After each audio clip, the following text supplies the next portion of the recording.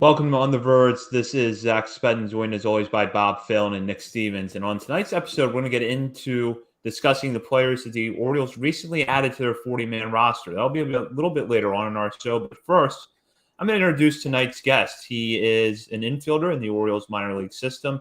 Just had an excellent 2022 season, which started out in Low A Delmarva before moving up to High A Aberdeen and then ending in Double A Bowie. He is Darell Hernaiz. Darell, how are you? Doing good. How you guys doing? Good, and it's great to have you on here. And we're a few months out now from the end of the season, and you obviously had a lot of things go really well for you, excelling at three levels of the minor leagues. But now that you've had time to think about it, what do you think were the strengths and weaknesses of your season? Yeah, starting off, it was tough for me to go back to Delmarva. That was kind of a little bit tough for me at first. And then I feel like just helping the young guys out, they didn't really know what they were doing in a lot of things. And I had to kind of guide them and kind of walk them through a lot of things. It was a lot of little mental things. And that kind of helped me out, kind of being more mature and helping being a better teammate, I guess you could say. And then after that, I did pretty good there, I would say. And then getting called up to Aberdeen, it was just a little bit different, obviously. And then it was a lot like more, I guess, more mature game, you could say, in the low A game. And then I feel like some things I did well this year was I ran pretty well, had a decent amount of stolen bases. I feel like I played some pretty good defense. At first, I was making some errors, but I cleaned that up. And then I feel like I made a lot of contact this year, some good contact. It wasn't just put the ball in play. It was more like hitting the ball hard. Some things that I didn't do as well, I would say it was that I remember the errors in the beginning. I was kind of making a lot of errors. It was a young team too. That was tough a little bit at first. And then some other things was, well, I guess just not naturally in baseball, just the ups and downs, just trying to limit the downsides. But I feel like I had a pretty good year overall, and then ultimately I ended up struggling in Bowie in that little bit that I got called up. But I'm really grateful that they called me up and let me experience the level before next year. So now I know what to expect versus just staying in Aberdeen the whole year. Yeah, you mentioned going back to Delmarva. I know the three of us were pretty shocked to see you that break camp roster and see you back in Delmarva, expecting you to be in Aberdeen. We thought you had a pretty decent year that 2021, and especially considering you were 19 years old that season as well. But you go back to Delmarva, and we had Sam Jelinek on a couple of times actually this season. And honestly, the story he told the first time he came on was my favorite story that any guest told this season. And he talked about the leadership role you took on in Delmarva, even telling guys like, hey, it's cold. Like, I don't think you understand how cold it's going to get tonight. Make sure you wear long sleeves. But even little things like that. What was that? What was the vibe like for that young Delmarva team? Considering there's a lot of young international teenage prospects who were probably learning more about life than baseball down there at the beginning of the year. Yeah, honestly, it's so much that I could tell you stories for pretty much this whole time. It's tough. You don't even think about it just because you're used to it. Like that's just what your life is. You're used to it, but they're not used to it. So it was kind of just their everyday lives outside the field in their apartment. I was like, hey, make sure like you do this, make sure you do that, and they had no clue. They had no clue. So I kind of was like a big brother to them more, and a lot of them see me more like as a big brother more than anything else, even though I'm the same age.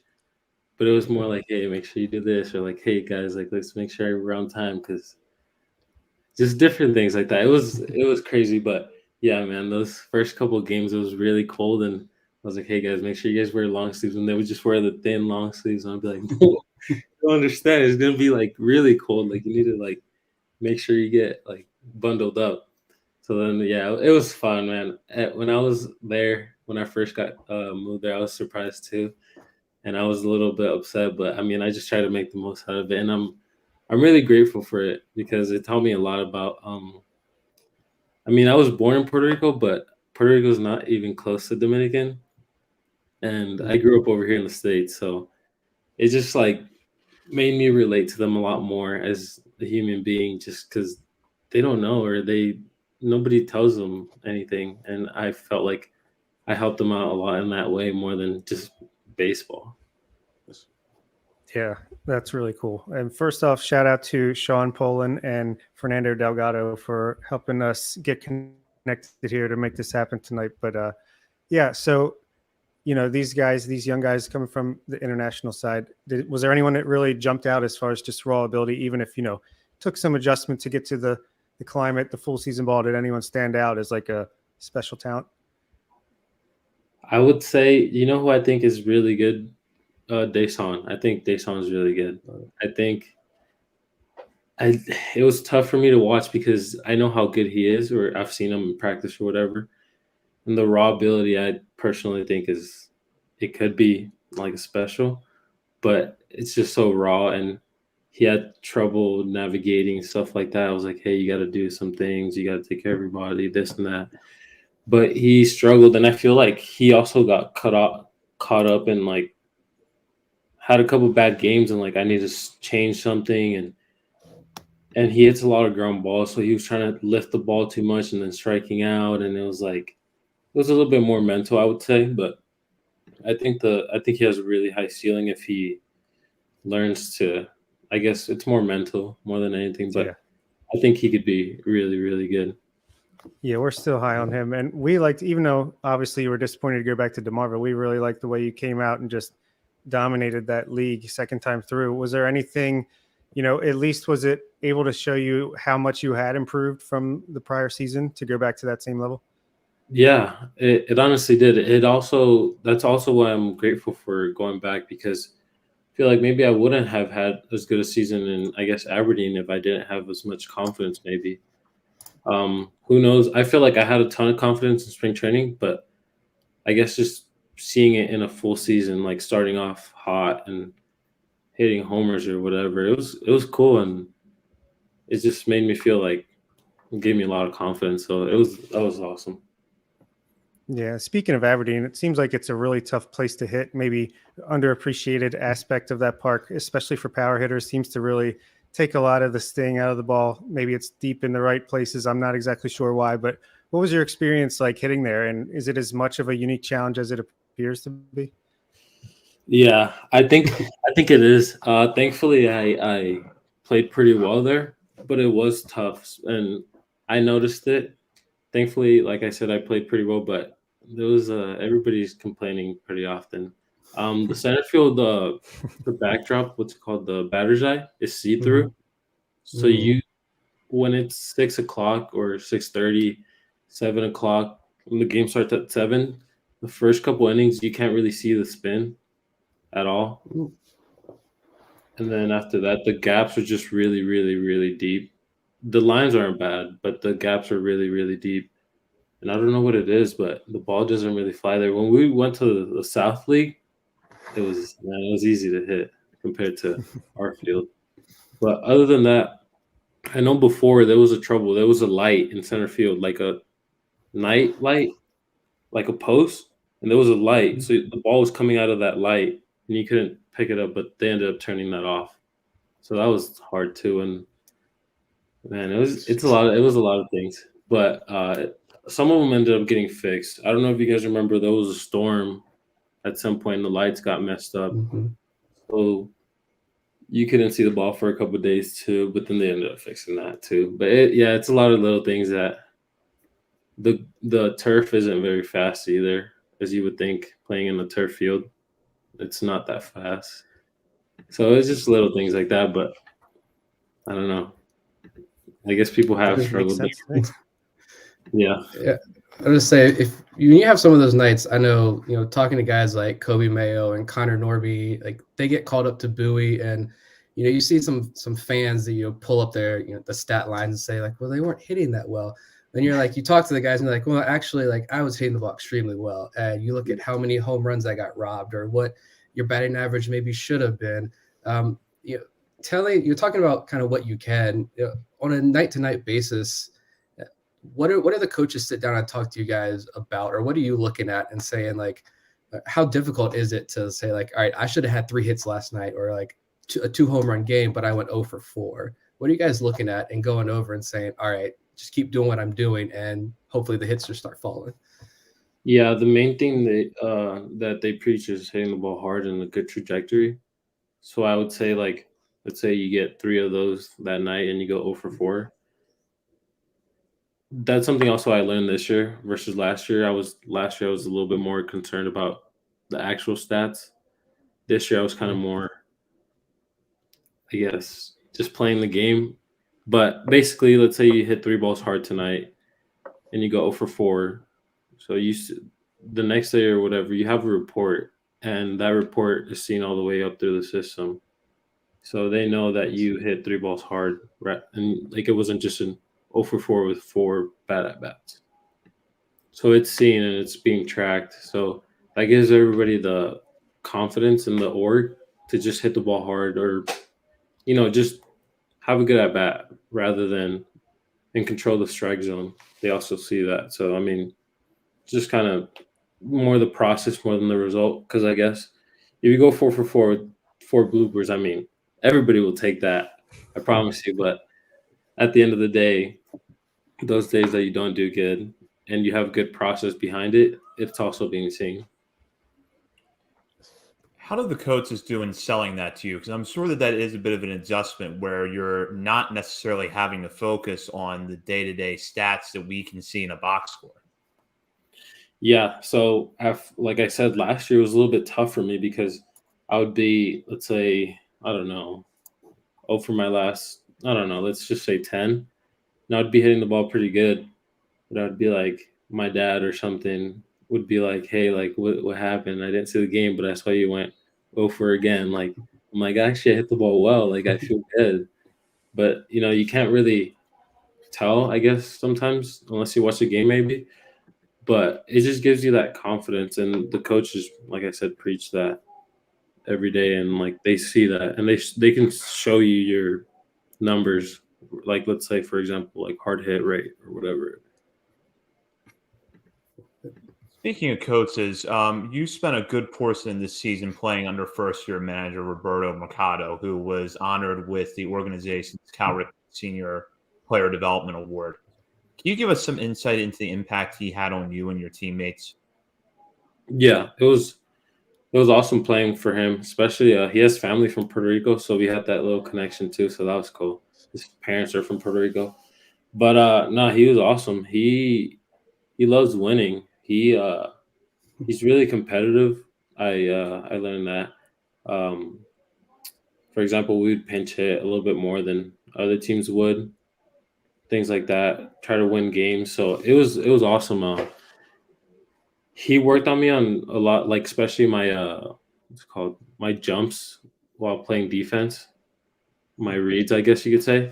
That was the main thing that we worked on defensively, me and him specifically, because sometimes I would get, let's say, a little bit lazy with my feet in the pre-pitch. So that was one thing he was on me about, making sure I got that down for the higher levels. But it was awesome working with him. He's awesome and he loves winning. So I really enjoyed that because I'm a competitor. Yeah, it was looking at his resume, and you have to imagine the Orioles saw a bright future with him in this organization, to have no pro experience and to be right there in high A. And that team goes to the championship series. Speaking of that championship series, that we were talking about a little bit before we came on air, but you spent a good chunk of that year in Aberdeen, but then in the year in Bowie, obviously you want to end in Bowie, you want to end in Baltimore. That's the goal. But what is that like for you to look back at that Aberdeen team and be like, was there a part of you that was like, man, I kind of wish I was playing in that championship series, kind of see that through? Yeah. When I got called up, it was a really good feeling. I wanted to get called up, but at the same time, I was like, I mean, I just want to finish the year out and try to go win to get a ring. I wanted my ring. My first year, we almost had it, but the hurricane. I don't know if you guys know about that. Cut it short, but season got washed out. yeah, I thought it was going to be for sure the year, and I thought we were going to be able to do it. But then I got called up, and I was like, well, I mean, I can't be mad about this. So it was awesome in Double A, and I was watching every game. I ended up getting COVID. I don't know if you guys know that or not, but yeah. But I was watching every game online on my MILB, so I was on it and I was cheering them on. It was unfortunate they came up short at the end, but yeah, it was. I was a little bit like, man, I wish I could help them out some way. But no, I mean it was cool. It's just baseball. It's just minor leagues, you know. It happens all the time. So Yeah. What- What are you gonna do, right? yeah. One thing that I think really stood out to me, at least this year, was the number of guys who were in Aberdeen and made the jump to Bowie. And it just seemed like these guys just didn't miss a beat after that promotion. Connor Norby turned into Barry Bonds down there in Yeah. Bowie and AAA. Kobe Mayo takes off. I know he had a little bit of an injury, but he took off. Colton Cowser, became, I don't even know what you call that. Yeah. Amazing. You only got 13 games in Bowie. You mentioned the COVID. So your time got interrupted a little bit there, but you were still 4 years younger than the rest of the league. And I thought, from my viewpoint, I live here in Virginia, so my viewpoint is MILB TV as well. I still thought you looked confident at that plate, like you'd been in Bowie all year long. Have you found each jump as smooth as the rest of these players and everybody else make it seem to be? Man, I wish I could tell you it was easy. It's not. It's not easy, obviously. But I would say for guys like Cowser got his routine down pretty well. I could tell you that when he went up to AA. I could tell you that was part of it. Norby, I feel like Norby he had a little mechanical change. I'm sure you guys know that. And I know at least those two guys. I don't know if I talked to Kobe too much about it, but Norby and Colton, I know that, like, let's say their expected numbers were more seen in Bowie rather than Aberdeen. Like, you know, those balls that were hitting hard in Aberdeen that were even, let's say, doubles or fly balls, those ended up being homers in Bowie. So it was like, I remember, for example, I would call Colton or something and be like, "What's going on? Where's this juice coming from?" He's like, "Man, the ball is going out here. You got to get up here." So I mean, it helps a little bit to be in Bowie rather than Aberdeen as far as those. But I'm sure when I played with Norby, like he said, he was ridiculous. It was crazy. And same thing, they told me when I got there, they told me about Joey. They were like, "Dude, this guy is just," I mean, I've known Joey was really good even before everybody like started talking about him. But I mean, what he had the second half was just ridiculous.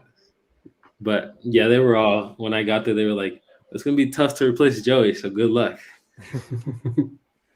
Yeah, I got to talk to Kobe Mayo like before his last game in high A. I was there and I talked to him for like a couple minutes before the game, and he was telling me about my expected slugging is like 150 points higher than my actual and my batting average, and he was telling me about all that stuff. And of course, I think he hit 1 or 2 home runs in that game and then got promoted and obviously finished pretty strong considering the injury. But yeah, it's very interesting just to see the difference between levels. But it isn't often that a farm system graduates the best prospect in baseball, Adley Rutschman, and then next thing you know, they replaced him with the next best prospect in baseball, Gunnar Henderson, who obviously you've spent a lot of time with. But just tell Orioles fans just how stacked and deep this organization is right now. I mean, the best way I could put it is, I'll tell you something actually that other teams tell us.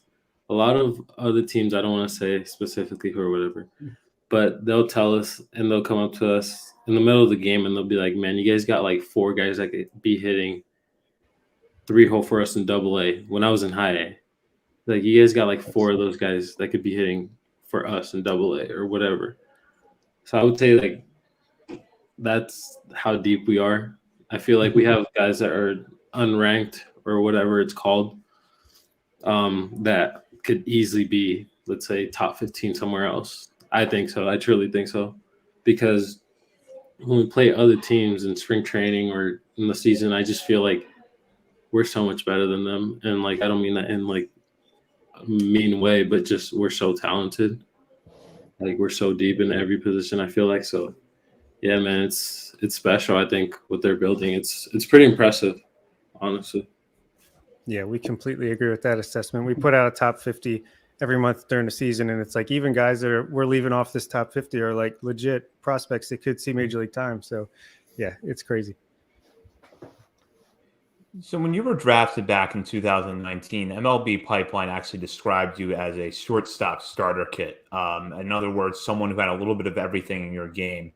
What we've seen since then is that your power has started to shine through, particularly last season.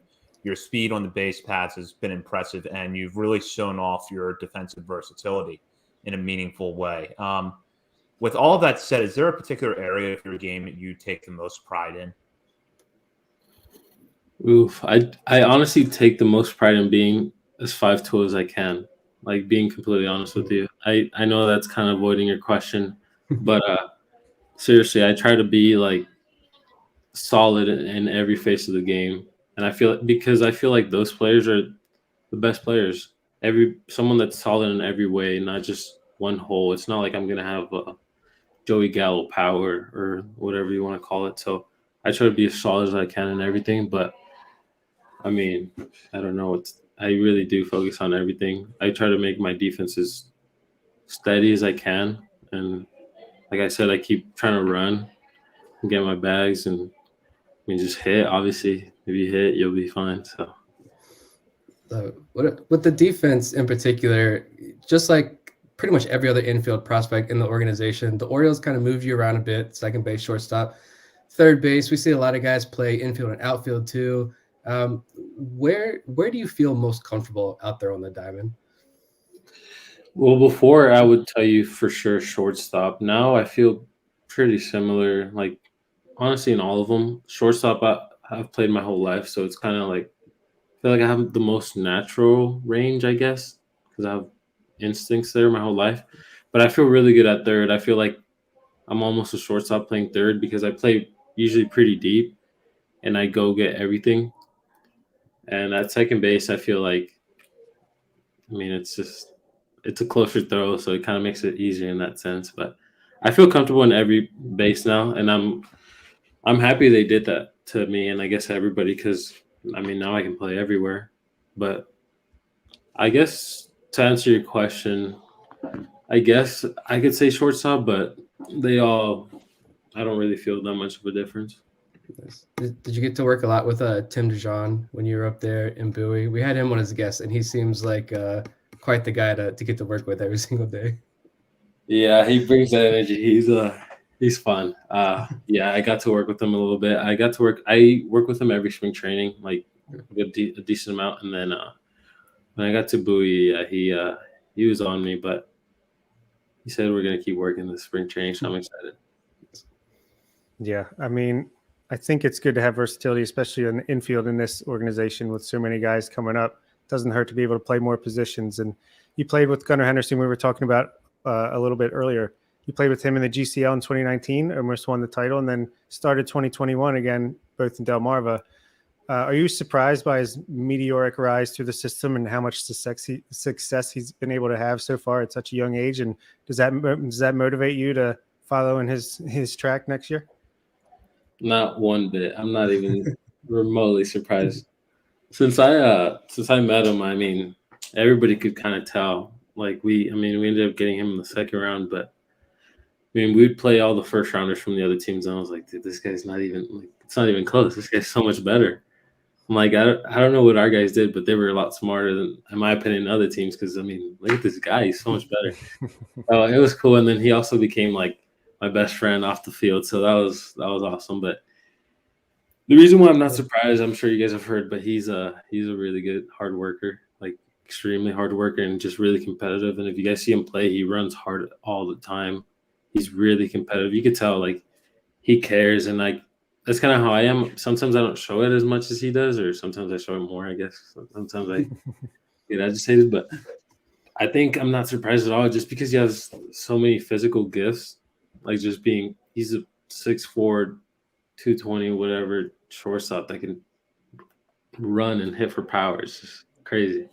But he's made the most out of it. Like he truly worked hard. I've gone to his house and worked out with him in the offseason a little bit, and he works really hard. So he deserves everything. He's awesome. I can't say enough about him. He's awesome, and I'm not surprised one bit. Like I don't know if you guys heard the story about him telling his girlfriend that he was gonna make it to the big leagues this year.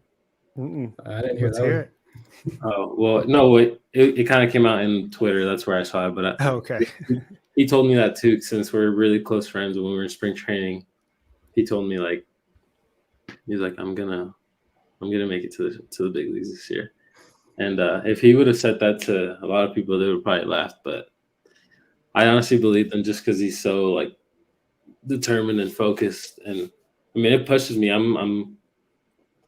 It definitely motivates me as well. And to answer your other question, like for sure, that's my goal to get up there as soon as possible. And the way we've talked about it before is we still talk to this day pretty often, but just like I'm kind of like 1 year behind him in a sense. Like I kind of had a similar year that he had last year, so kind of trying to replicate this year. Not obviously replicated, but kind of like those steps, the AA, AAA.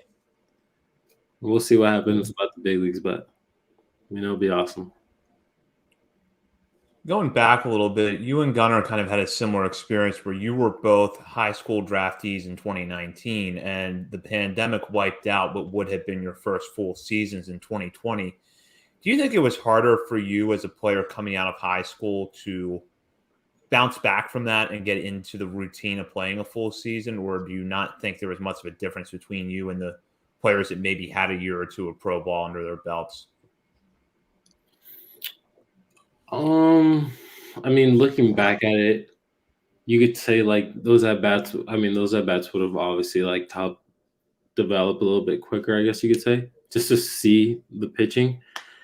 But I mean, just as a competitor, I can't say that it's that much of a difference. You like, I feel like you're either gonna be good or you're not. I don't know. I just as a competitor, I don't want to say like, oh, like I didn't have a year, so that's the reason why. Like, no, like I think you either are gonna have it or you're not, and you work hard. And I mean, I worked hard throughout that COVID year, so I'm sure I gained different experiences, and like it made me more grateful to play the game. Also, like everybody has said, like having that time off.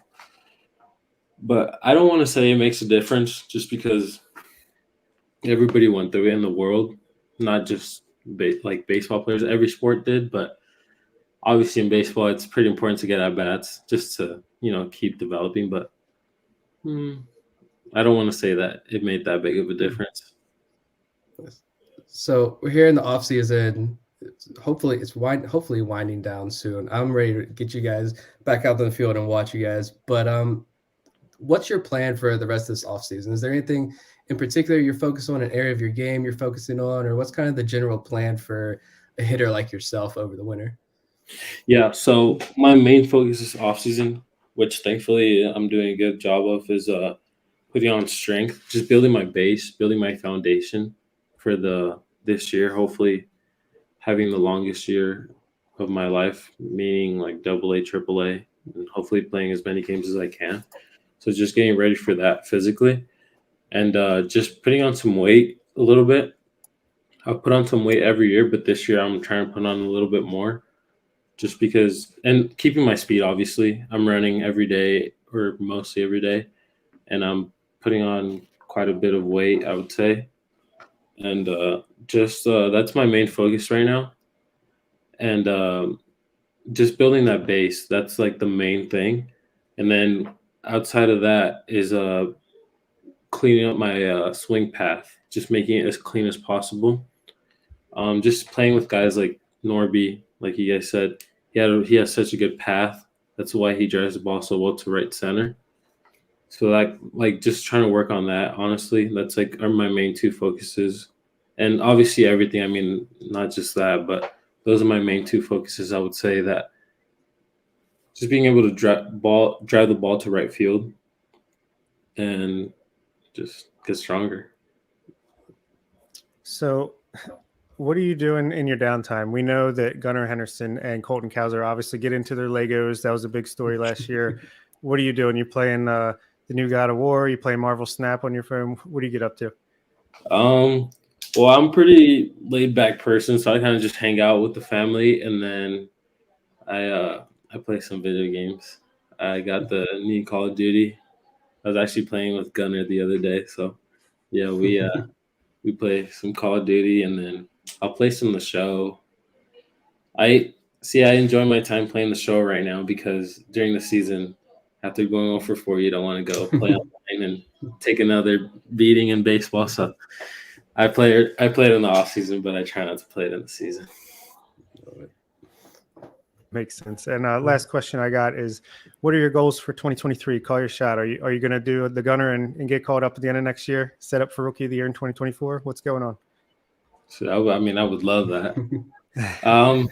My goals is honestly just to enjoy every day. I feel like that's what I did this year. I truthfully, a lot of people say that, but I tried to enjoy every single game and let the stuff take care of itself. My goal is just to be the best version of myself. I feel like it'll naturally take care of itself, but obviously playing at least 2 levels in 1 year is something everybody wants to do, and I guess you could say that's my goal.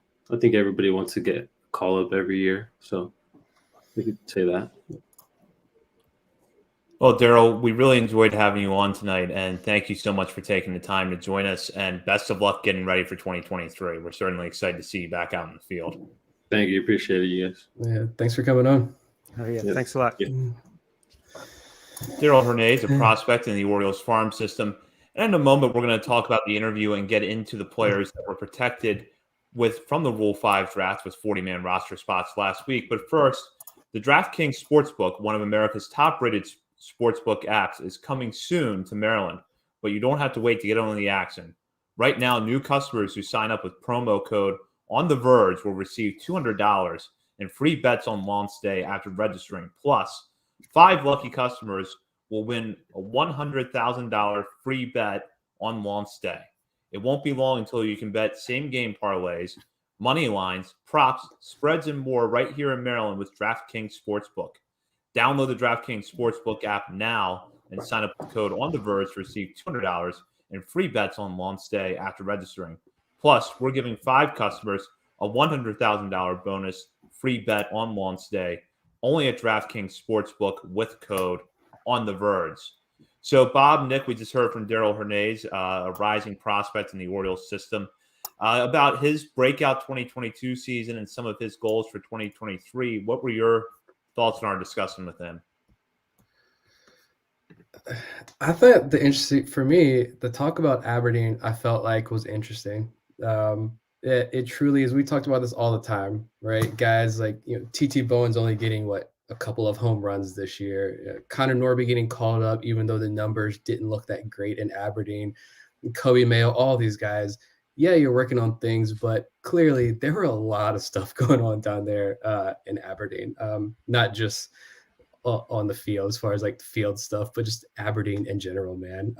And so credit to those guys, I think, for pulling through. And it's good to hear that, the organization, they see that, and the players understand that the entire organization sees that. And they know that, they're not like the fans just looking at the box scores, right? They are fully understanding what these guys are doing. And it's good that the players understand that, so they feel better about that game. And so, I'm cheering for Hernaiz big time. I think we said it before that I think, honestly, and I'm not just saying this because he was just on the show, we've been saying it all year, that he's one of the more underrated prospects in this entire system, I think, and gets so overshadowed because of Gunner and Norby and Ortiz and now Jackson Holiday in the system as well. But you got another one there in Darell Hernaiz. Yeah, I completely agree. I mean, he's an easy top 10 prospect in any Orioles top prospect list before 2020, 2019, something like that. I mean, put up a fantastic year. And it's funny, he said, even before he said that he was focusing on adding weight, I was like, he seems a little bit bigger than I remember. It definitely 2021 and even last year. So that's good to see. Maybe that makes the power a little bit more natural when it comes. And yeah, the stuff with the batter's eye and Aberdeen that helps explain a lot there. And it's just, you can tell that the Orioles are good at player development, probably because they're good at getting buy-in. I mean, every guy we talk to, it's the same thing. Hey, this is what, they wanted me to do. They want me to hit the ball harder. They want me to hit the ball more in the air. And once I started doing that, it just seems like they're able to get these guys to do the things that are best for them in a I don't know. Like you said, he didn't exactly buy into it like perfectly in 2021, but he got there and it's working. So hopefully that's just, everyone's on the same page and working towards the same goal. So that was cool to hear. Yeah, I completely agree with that. And I think that, we know the Orioles have their way of looking at things for hitters and for pitchers. But for hitters, what's what we were discussing with Darell about how hard you hit the ball, the swing decisions. That's all well and good, but if you can't sell it, then the players don't buy into it. It's not going to be implemented. I think what we're seeing in his breakthrough this past season is evidence of this. The players are buying into it, and they're able to make adjustments based on that. And I think for him specifically, he's just such a well-rounded prospect. He just does a little bit of everything really well, and it was interesting to hear him talk about how he wants to be a true five-tool player. Be good at a little bit of everything. Yeah, I mean, 3 levels last year. I mean, 12 home runs. Just when he went back to Delmarva, he matched his 2021 home run total in like 250 fewer plate appearances. So clearly he was learning. I mean, 21 doubles, 12 home runs last year, 5 triples, stolen bases, 32 stolen bases. Yeah, completely well-rounded, 341 on base percentage. And he's 21, not even 21 and a half. Like he's going to be about 3 years younger. If he's going to start next year in Bowie, obviously, but he's still going to be about 3 years younger than the rest of the competition. He's going to be a 21-year-old kid still, essentially, in Bowie at the start of the 2023 season. So, yeah, I mean, if he pops off next year in Bowie, he mentioned the COVID thing. We know that got Bowie like twice majorly last year. If he pops off in Bowie next year, yeah, by the end of the year, he could be one of those guys where you're saying, call up Hernaiz. Where's Hernaiz? Yeah, I kind of get like him and Gunner's friendship. It's like Manny Machado, Jonathan Scope vibes. That would be cool to see them in the major leagues together doing like cool handshakes in the clubhouse or something. But it's just the more we see from these guys, it's like, who was it we talked to? Pretty much everyone, but not just are these players talented. They seem like they have good heads on the shoulders, seem like good people. And yeah, I don't want to trade anybody now. We got to keep them all. We got to find a way to fit them all on the roster. Yeah, that was Brad Selick. I think when you guys had him on, and I went there for that one, but that quote he said, he told you guys, just stuck with me. It's, if a guy fails in this org, I don't want it to be because he didn't have the makeup. So they draft guys who have just as good head on their shoulders as they do baseball talent. And yeah, with all the interactions we've had with players, you see that. I mean, these are all dudes, and even the stories you hear, and we didn't really get into too much of it with Hernaiz there, but the stories of the coaches themselves saying there's no clicks. It's not like hitters over here, pitchers over there. It's everybody's like one solid unit, and it's just fun to see. And the story about how other teams coming up and saying, yeah, you guys are stacked. I think that's a testament to, yeah, this farm system truly is a stacked unit. Yeah, and I like the story with Desan. He still thinks Michel Desan has a lot of talent, and so do we. So that was good confirmation on our end to stick with him, and maybe 2023 is the breakout year for that guy who we thought might have been happening this past year, but wasn't meant to be. Well, speaking of talent in the organization, that was reflected with last week's decision to protect 5 players from the Rule 5 draft by giving them spots on the 40-man roster. If you listened to our show last week, we talked about these 5 players a lot, so it's not a particular surprise to us that Grayson Rodriguez, Seth Johnson, Drew Rom, Noah Denoyer, and Joey Ortiz were given 40-man roster spots. So that works out to a total of 4 pitchers plus a position player.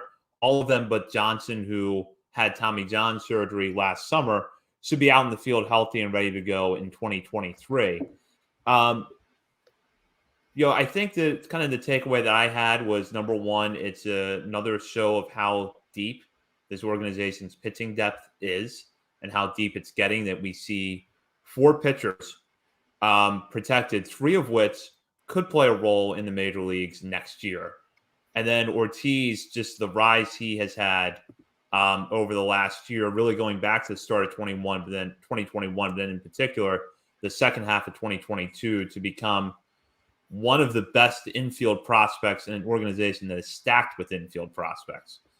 So, Bob, I don't think that the news was particularly surprising to us to see those 5 players protected, but what were your thoughts? I was just pleasantly surprised. I mean, I was glad. I think I said all 5 were locks, but still, it's like, we saw Logan Gillespie be like that surprise guy last year, and Vespi left off. So you never know what the team's going to do. But yeah, I was pleasantly surprised to see Denoyer on there. I'm sure some people were not as convinced as us that he was a lock to be added to the 40-man, but yeah, I was happy. I thought maybe there could have been a mystery 6th guy, or maybe for the fact that they left someone off, that they had a trade close to enacting, but obviously that hasn't been the case. Although it has been exciting to see, I think today and maybe last night, just the Orioles and Mike Elias name keep coming up when it comes to, who's active, who's in active trade and free agent discussions. It seems like the Orioles are all over it, which is cool to hear until we get some actual traction there. But yeah, I bet you all 4 of those guys that are healthy. Johnson obviously not going to make his major league debut in 2023, but I bet you all 4 of those guys will be pitching / hitting, fielding for the Orioles at some point in 2023, and I can't wait to see it. Yeah, for me, no shocker. I was the only shock, there wasn't that much of a shock, but I was expecting a surprise 6th person. I thought it would have been fun.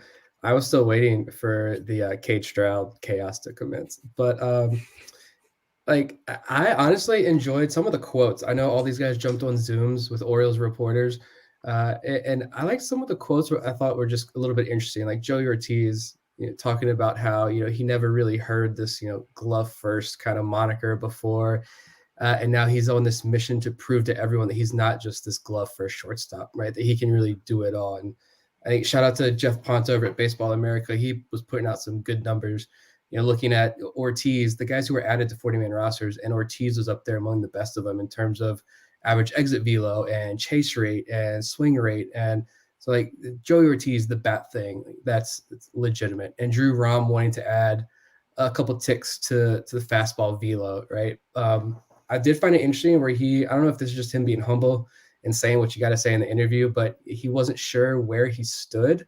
And so he was, really happy, obviously, to get that call. But we know Rom. I feel like that's when he was on our show, he knows exactly what kind of pitcher he is. He knows exactly what his ceiling is with his velo, which is why everything else, all other parts of his game, he's worked so hard on. But yeah, if he can add just a tick or two, we know the data about every tick on that fastball, how less productive hitters are against that fastball. So if he's the guy who's sitting 94, 95, I think he could really take off in the big leagues. And then, with Denoyer, it's just, I think it's a testament to this organization really does believe he has major league stuff. What the future role is, I don't really know, but I put Denoyer in this group of like Ryan Watson and Justin Armbruster, Peter Van Loon even, and some other guys. Like they had really good 2022s, and they're right there, like on the verge. I always want to say that phrase, and I hate saying it. It's like I feel like, but I can't think of another phrase there. But those guys are all like right there at this tipping point of they could be really good, productive major leaguers, or flame out here. And what they've shown is, I think with Denoyer's case specifically, it's the Orioles believe in that stuff. So we'll see if he makes it to the big leagues next year. Yeah, with Rom, I mean, I think we've always thought very highly of him. He's been in our top 15, top 20, and pretty much ever since we started doing these rankings. And I mean, he's still 22 years old. So he's got a better starter kit than John Means did when he came up and became the ace of the Orioles. So, I mean, potential is there, and his floor is high as well. Like easily could be a multi-inning reliever, just able to, especially if he's going to be able to sit in close to the mid 90s. I mean, he's going to be a weapon, whatever the role ends up being. And again, I'm just starting to really get excited for next season already, and it's November. So, yeah, completely agree. And I want to talk about Denoyer for a minute, because to me, this is such a good story, and I don't know that you can really say enough good about it. He was an undrafted free agent in 2019, back when the draft was still 40 rounds. He does not get drafted. He gets picked up by the Orioles later that summer. And really what he has done, especially last year and in the last 2 years, is emerged as one of the better arms in this farm system. And he's the kind of guy who you could look at and it's easy to say reliever, and ultimately I think that's probably where he slots in. But there's the makings of a potential starter there with the stuff that he has. Absolutely. Yeah. I mean, he's pumping mid-90s as well. He's got a ridiculous curveball. The slider, I think he's another one of these guys that picked up that Jordan Lyles sweeper or whatever, Austin Voth, that sweeper. It really works for him, and he's got a really good changeup as well. I mean, he's got a 4-pitch mix, and we've said it for years now. The organization clearly believes in this stuff, and the results are there as well. So, yeah, I see no reason to believe that he couldn't be like a Drew Rasmussen for the Rays, like a guy that can surprisingly give you 5-6 really, really solid innings most times out and just surprise a lot of people. And you just look at his numbers too. In Double-A, I don't know where exactly I saw this, but there might have been an issue about like stretching him out. I guess he really didn't get the opportunity to like fully stretch out, and so maybe the Orioles did want to use him more as a starter, but it just didn't work out that way. I know he was on the IL, I think, a couple of times himself, but you just look at those Double-A numbers, like 51 2/3 innings, more than 12 strikeouts per 9 innings, and less than 2 walks per 9 innings. Like that's going to play at the Double-A level. ERA at 2.61 and the xFIP not much higher, 3.06. Right. So, and this guy's clearly got the stuff. He had a really good year out there in Arizona. I think all things considered, when you look at the hitting talent, when you look at the pitching environments, I think Bob mentioned this a lot last week. He's coming off that really good performance as well out in Arizona, setting himself up nicely for 2023, where like we'll see. I don't really, honestly, at this point, I don't even really care if he's in the rotation or in the bullpen. Like if the organization believes in the stuff that much, we talked about before how the changing role of baseball in games, right? If he wants to be that Drew Rasmussen, that's perfectly fine too. Or if you just want to be this guy that, he's a 4-inning guy out of the bullpen. You pair with a Dia Hall, or you pair with a Grayson Rodriguez, because I'm sure, the rain's not going to be completely off Grayson Rodriguez next year in the major leagues. So you pair these up with guys, and that's just going to be, I think, baseball. That's how this game's moving forward, and it's smart. So we'll see. We'll see what happens with Denoyer. I'm excited to see what he can do in AAA first, though. So still got one more test. Yeah, I mean, and this trend in baseball, I feel like the Orioles have really set themselves up for it, just because obviously we don't have those top-end guys outside of Hall and Rodriguez, as everyone wants to point out, but we are stocked with depth with guys like Denoyer and Armbruster, and we could just list 30 names, but I mean, there's only 5 starters.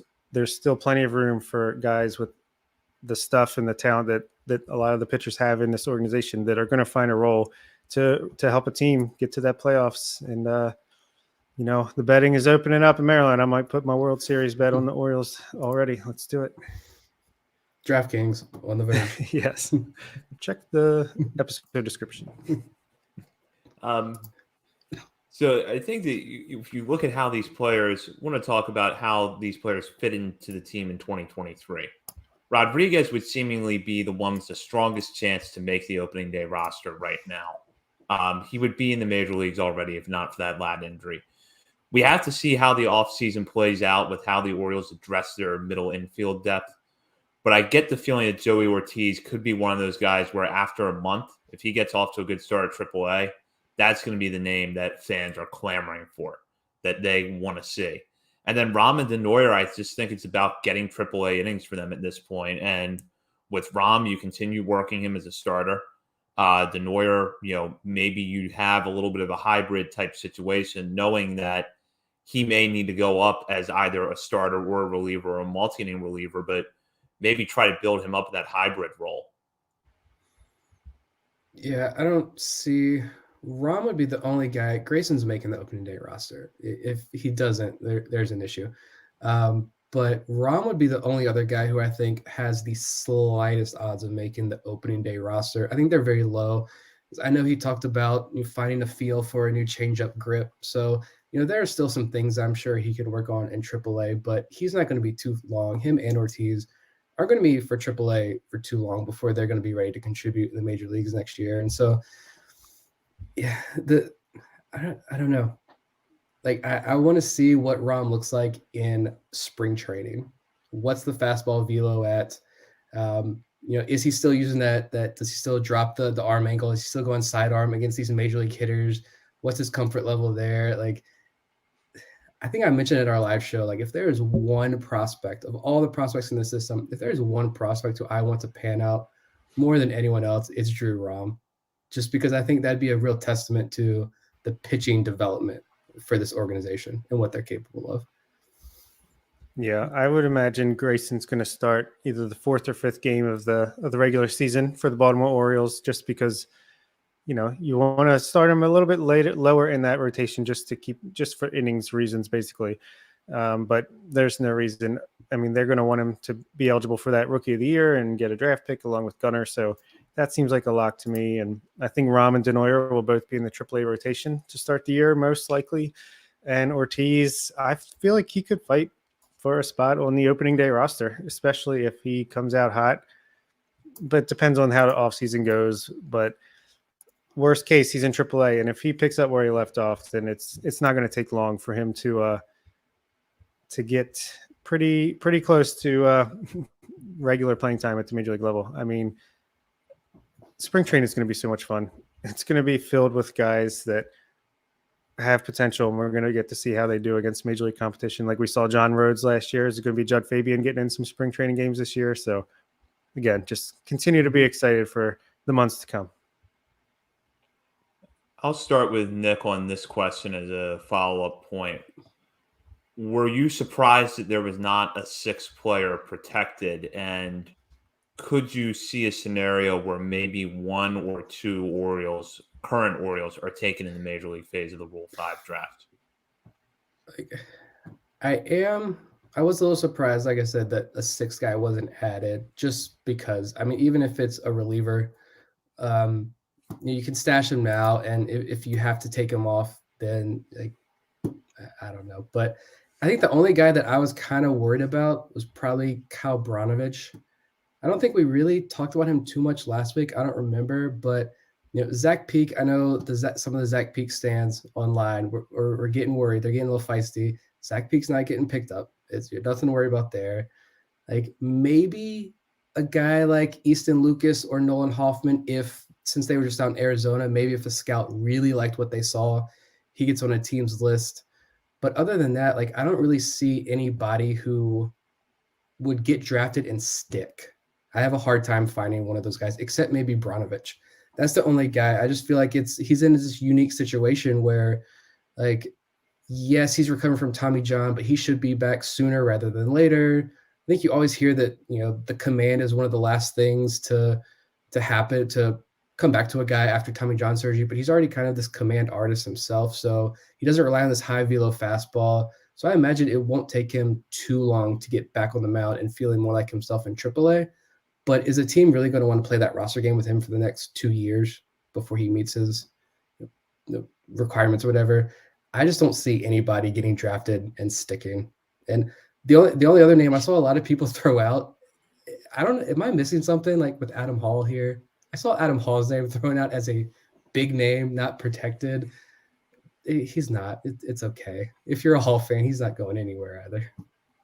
Yeah, I mean, I could see a guy or two getting taken from the Orioles, but I don't see really anyone other than Branovich, if, he does come back faster than the expected timeline. Like it looks like maybe a team takes a shot at him and he could stick around, but like a Lucas, I could see getting picked, or even an Adam Hall. Maybe some team takes a flyer on him, but I just can't see a player like that making it the entire year and getting lost from the Orioles organization. So, and it's good to see. Vivek mentioned it in the comments, and I've seen it from other places too, that it's a pretty stacked eligible group for the Rule 5 coming up. I think I saw someone, wish I remembered exactly who it was, saying that it could be the most talented Rule 5, players available for the Rule 5 draft ever. And yeah, I think there are arms and players that are going to be more valuable to teams than an Easton Lucas, Nolan Hoffman, as intriguing as they are.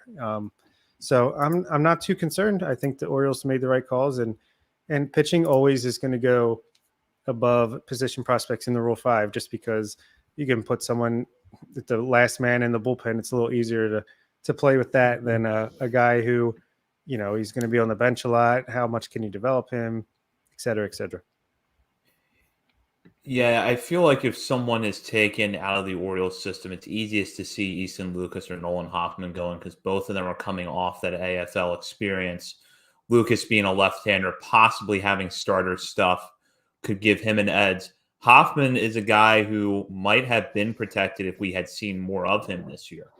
I do think he's at a little bit of a disadvantage compared to Denoyer in the sense that I think he is probably more of a typical one-inning reliever than a multi-inning guy. But there's still a lot of things there to like about him, and I could see him getting protected. I think the other thing, too, is that sometimes with trying to figure out if a player is going to stick, it's almost a matter of what team takes him, because if you go back to Zach Pop in 2021, when he was ultimately ended up with the Marlins out of the Rule 5 draft, I think he was originally drafted by Arizona and then traded there. He was pretty bad the first month of the season. And you have to wonder if that had been a team that had aspirations of contending, would he have stuck the full year? As it was, he did stick the full year, and he was fine in 2021. But that's going to be part of it, too, is what team takes these guys and what is their depth going to look like. And then with Branovich, I think there's an argument for taking him if you feel like he's going to come back quickly. Just like I said last week, I feel like we really don't know anything about where he is in his recovery process. And I have to wonder if he was close, would the Orioles have protected him? And then it's also, too, what's it going to look like for him getting back on the mound and getting into his repertoire, especially because we know that knuckle curveball is a big pitch for him. And how long is it going to take for him to get the full repertoire back? But, that's a guy that I think, had he not gotten hurt, might have actually been in the big leagues before the year was over. And you could see where, a team, especially one that doesn't have a ton of starting pitching depth at the top of its organization, might take a flyer on him. Yeah, I just don't see teams. How many teams out there are truly in a position to use a 40-man spot on a guy like Branovich or like a real project type pitcher? I just don't see any teams wanting, even teams that are tanking, right? That's easy to say, but those guys they're still going to need every 40-man spot possible. So you're really going to use it on some high A pitcher, the guy who hasn't reached high A yet, and try to work with him. I don't know if I see that anymore in today's game. And so that's why, like you mentioned, this is going to be a deep class. It is going to be fun because not having a Rule 5 draft last year certainly helps grow this draft class again. But like from the Orioles' perspective, in terms of people being worried about other guys getting sniped, I'm not worried about the major league phase. Honestly, I'm worried about the minor league phase of the Rule 5 draft. Like that's the phase that I'm going to pay attention to more, because I think that's where we could lose, 2-3 guys at least. And those guys don't have to stick anywhere. They are part of that organization. You don't have to stick in AAA. You don't have to stick at any particular level. They can do whatever with you as long as you pay is like $10,000, I think. But so that's the phase that I'd be more worried about as far as losing pitchers specifically.